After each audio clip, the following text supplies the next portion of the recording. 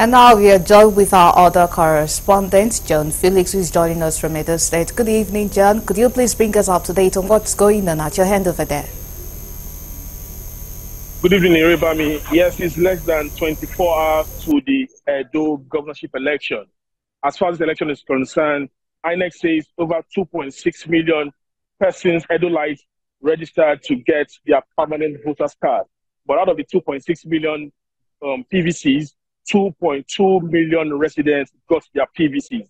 So for the tomorrow election, we're expecting no fewer than 2.2 million voters to come out en masse to vote.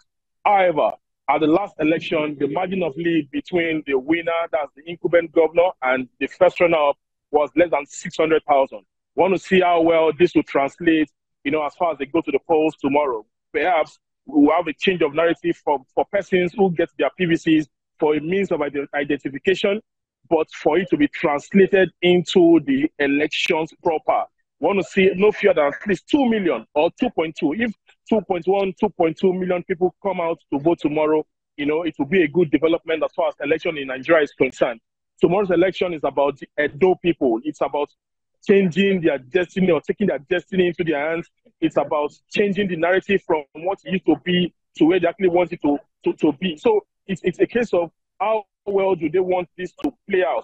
Let me tell you quickly that this election is quite important and strategic, and there are some factors that are likely to shape the election. One, the impeachment of the deputy governor, and of course its reinstatement. That's the rift between the governor and the embattled deputy governor. I want to see the factor, the role that the former APC chairman, that's Adam Shemole, will play as the godfather. I want to see the big wigs in the state, what their roles as far as the election would be concerned ahead of the September 21 election polls. Like I said earlier, it's about the people, and the people should be ready to take their destiny into their hands as they go out en masse tomorrow. We have 4,519 polling units where this election will take place simultaneously. What we'll also be looking out to see how well, the area of zoning will come to play. We have candidates who have come from the Edo Central, the Edo West, and Edo South. We want to see how well these persons, the people from this central district, will come out to defend their central district as far as the election is concerned. So it's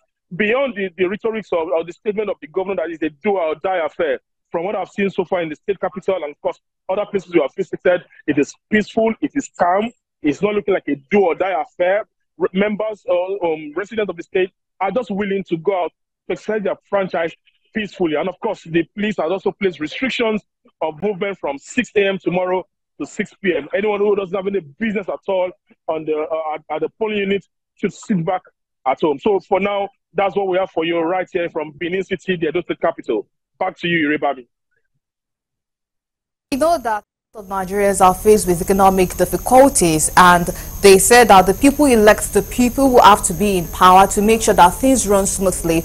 We also had civil society organization calling on people to shun vote buying and not to engage in things like that. But from your hand over there, I'm sure you've been interacting with the locals, the residents over there. Do they seem to be in the right frame of mind for the election, or are they apathetic towards the polls? Everyone is going about his lawful business as far as the election tomorrow is concerned.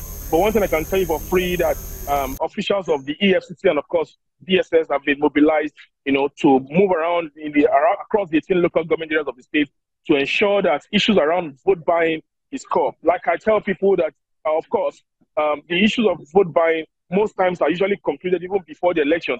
But what they'll be doing tomorrow is just to see the beats and of course the pockets they can actually get, to arrest or to bring to its barest minimum. Right? Like I said, residents are moving about devoid, of what is happening economically, the inflation rate, amongst other things. This election is about them. There's been complaints about bad roads. There've been complaints about wanting a lease of life, complaints about ensuring that they align with the center, amongst other things. So it's something that they actually want to do. Well, they want to exercise their franchise and, of course, ensure that their vote counts most importantly. Just this morning, some have concluded that in Nigeria, as case may be, that their vote will not count.